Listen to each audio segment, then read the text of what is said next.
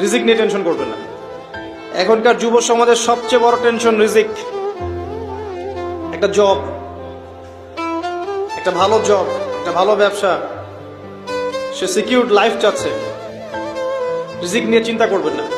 আপনার কাছে যে রিজিক আছে এটা আপনার কাছে আসবেই ইনশাআল্লাহ।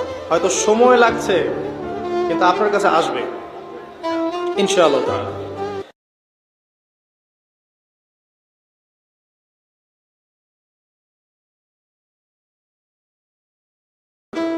রিজিক নিয়ে টেনশন করবেন না।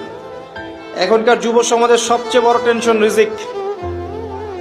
একটা জব, একটা ভালো জব, একটা ভালো ব্যবসা, সে সিকিউরড লাইফ চাচ্ছে।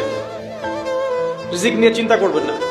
আপনার কাছে যে রিজিক আছে এটা আপনার কাছে আসবেই ইনশাআল্লাহ। হয়তো সময় লাগছে কিন্তু আপনার কাছে আসবে ইনশাআল্লাহ তাআলা।